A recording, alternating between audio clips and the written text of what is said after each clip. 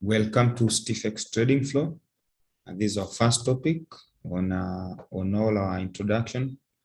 Our introduction to Forex. This is what forms the basics of the Forex market. We have several modules on which we discuss about or we'll take you through our full discussion. And the first one is the basic introduction, which is the one that we're having right now.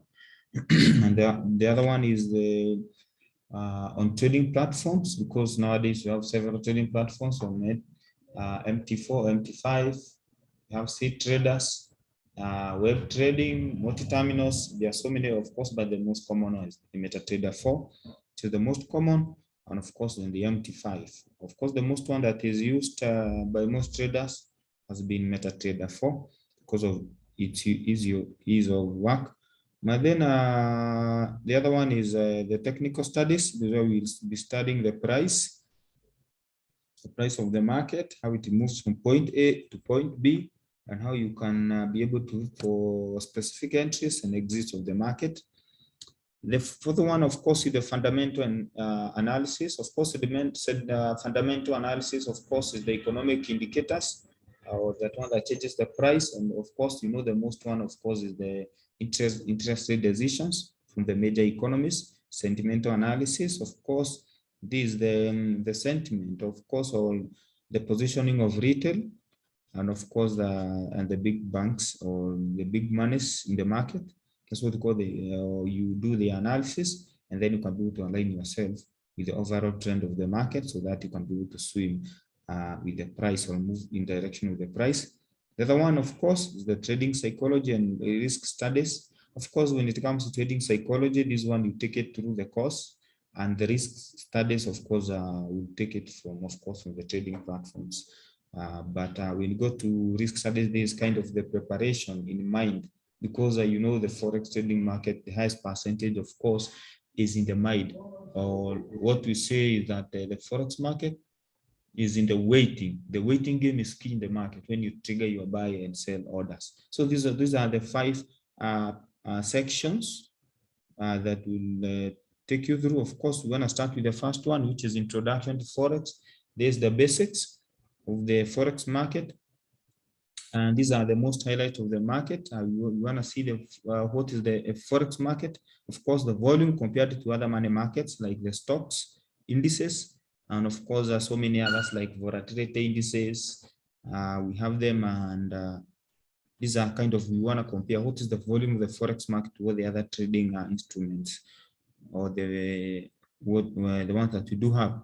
The one is how you name pairs and how we pair the currencies, currency distribution or the market share. Of course, this is in the first full topic. Of course, we have merits and demerits of trading the Forex market. And the other one is the central law paid by the US dollar across global trade in Forex. Of course, we also have changes when you're talking about the USD as the main currency, or that when we do trade, of course, when it comes to the major currencies, this one keeps on changing day in, day out. But apart from that, we can move to the introduction part of the Forex market. Of course, you know, the word Forex, or at this time, it simply means the foreign exchange. But of course, the FX mostly it's a short form. Foreign exchange, of course, of currencies, and you have so many financial instruments that you can trade in the market.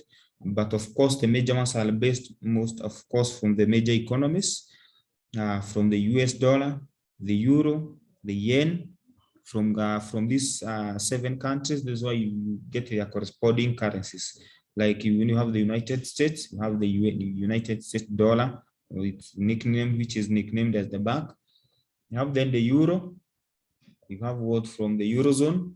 Remember, these are the countries that are forming the Eurozone, except now the Great Britain, of course, now from the UK, which is out, so the pound is on its own. Apart from there, now we move from Japan, which you have now the Japanese yen, which is its name. Of course, the euro, don't forget, its nickname is fiber. Then we have the Swiss franc from Switzerland. The country of Canada, we have the Canadian dollar. From Australia, we have the Australian dollar.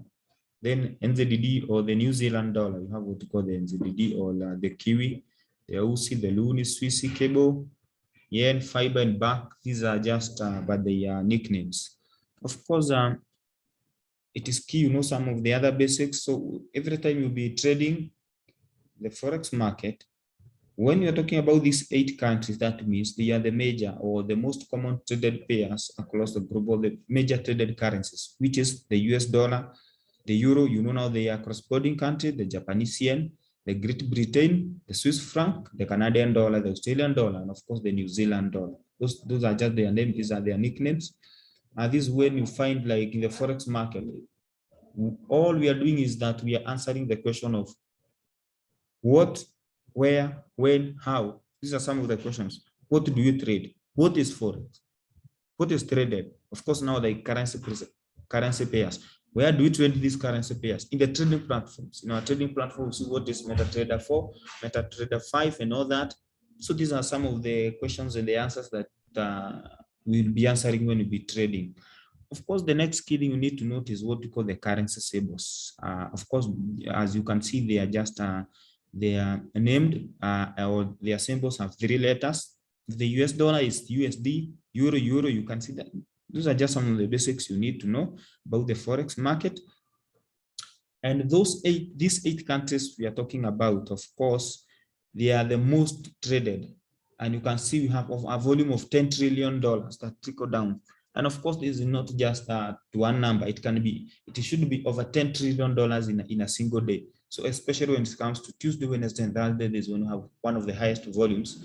Monday and Fridays, we have differences because on Friday, traders are closing their trading orders. On Monday, everybody has what we call all the Monday blues. Everybody is getting in, or others are the time they want to gauge where the market is going, so that by Tuesday they have the rational decision on where to get their, on where to set their pair zone. So these two traders are different, especially on a Monday and on Friday. When it comes to Tuesday, Wednesday, and Thursday, everybody is set. They are on their trading desk, they are trading.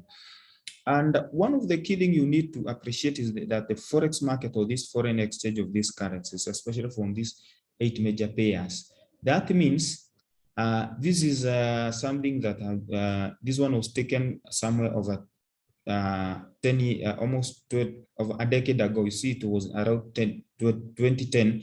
That's why we are talking of over 10 trillion, because in the Forex market, everything is dynamic, including the price that we do to it. Because in all the pairs, the key denominator here is the price, because we study the price in everything we do. And this one we study them so that you can be able to get the right areas to get in and out of the market. So compared to other trading other markets like the stock exchange, which have been there, like the New York Securities Stock Exchange, you can see, as you can see, it was around 74 billion, Tokyo 18 billion, 7 billion. So you can see it was over 50 times. Now we are talking over 100 times more volume. So that means you have, when even with a smaller account, that means you can be able to grow gradually or make more money compared to when you are in the stock market, because in the stock market, you are dealing with an individual share, and maybe most cases based on a single country, but here we are talking about worldwide, across the globe. This is where the Forex market is traded. That's one of the key merits when you have the Forex market.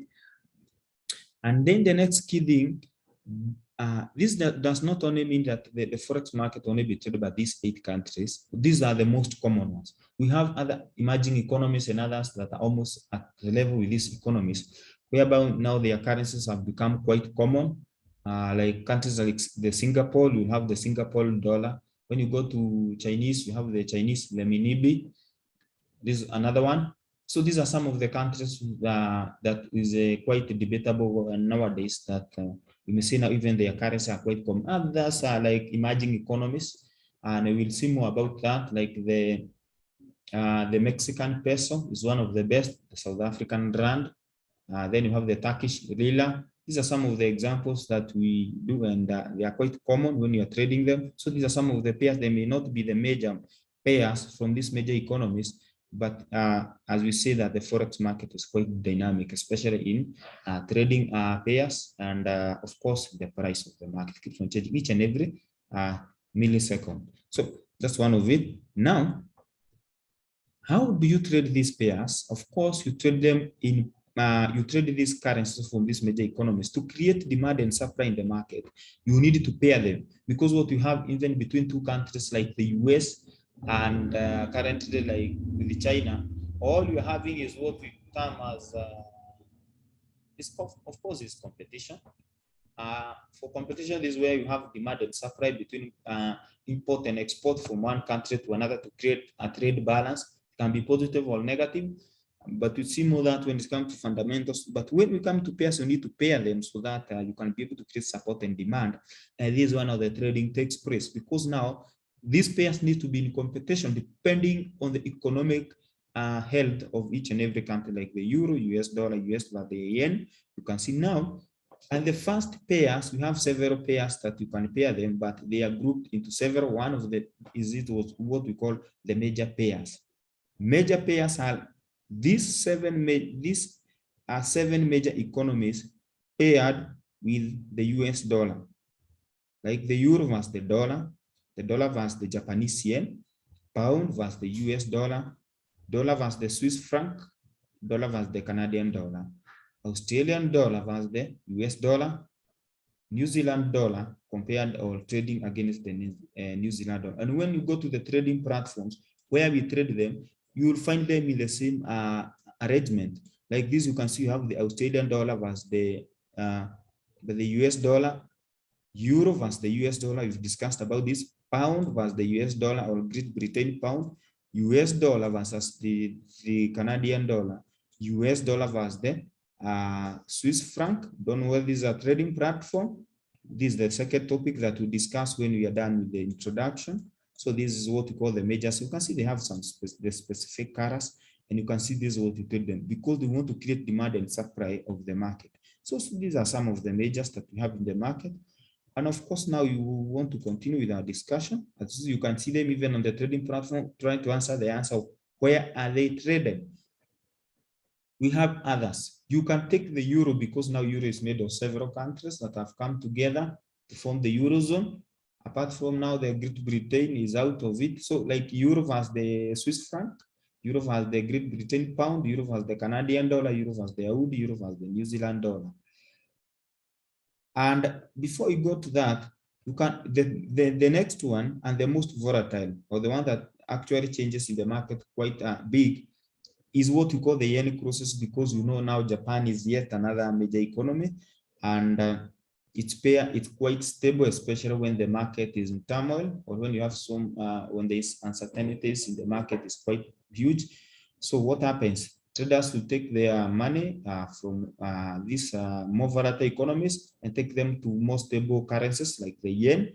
Hence, it is the most traded and of course most volatile as well. You take the euro versus the yen, pound versus the yen, Swiss franc or CHF. With the Japanese yen, you can pair them. They are paired in this way. And when you go to where they are traded on a trading platform, you will find them. One of it is like this is Swiss franc versus the Japanese yen, Canadian dollar versus the Japanese yen. This is another one. Then we have the Australian dollar versus the Japanese yen. You have the euro versus the yen. You also have pound versus the yen. You can see then the New Zealand versus the Japanese yen. You can see they are here. And this is what you trade. This is what you call the Japanese yen, or what you call the yen pairs. Apart from that, all the others are called minors or the minor crosses. Minor crosses, so you have the majors paired with the US dollar. Then we have the minors. Then we have the you have the yen crosses. The minors are like the euro. Now you can pair the euros from just the same 8 countries. You can also pair pound versus the CHF, pairing them so that you can be able to create more trading pairs. That's how they are paired in the market: Australian dollar, Canadian dollar, and CHF, the Swiss franc, all this. And you can see that's how they are arranged in the market. Apart from that, now we have what we call the major pairs or major currencies, or this. You can also have the currencies or what we call the emerging economies. This is what we term as the exotic pairs. These are emerging economies paired with the US dollar, like the Hong Kong dollar, the Singapore dollar, the South African rand, Mexican peso, of course, like the Mexican peso, South African rand, Singapore dollar, and the Hong Kong dollar. These are one of the economies that are upcoming, and their currencies are getting quite common. We can also trade them. These are just other pairs, and you can see now the distribution of the dollar compared with other economies or the other pairs. You can see now the US dollar, of course, we say it's the king because it's the most traded. We have the dollar notes. It can be accepted almost across every country you have on the globe, so that it becomes one of the most traded pair. So more volatile. So even when we trade, of course, we lay more emphasis. Of course, we start from the majors. From the majors, then you come to the yen, the euro, and they are paired across. Maybe here you have exotic, especially the upcoming economies. You may find them under that category. So this is just another pie chart distribution of the economies that we've just discussed. So there's no difference. Again, we have what we call the term as the role of the US dollar in the market. These are quite debatable, but of course, what we have here as the economies, or when you're talking about the US dollar being the largest economy in the world, of course, now are almost at the same level with China. We have other economies like Singapore that are quite upcoming, but of course, because of the COVID and all the other issues, the economy still remain the strongest. So reserve currency of the world, of course, US dollar. Currently, we also have gold. It's one of the reserve, being that it is also a store value. Of course, it has a liquid financial market in the world. So these are others are quite debatable, but of course, that is it. Trying to support the US dollar, where it plays a central role in the forex market. Even in most of the accounts that you do open when you are trading, they are in US dollars. So these are some of the differences, some of the cases you may find in the market. And of course, we have so many advantages of trading forex. One is like no commissions.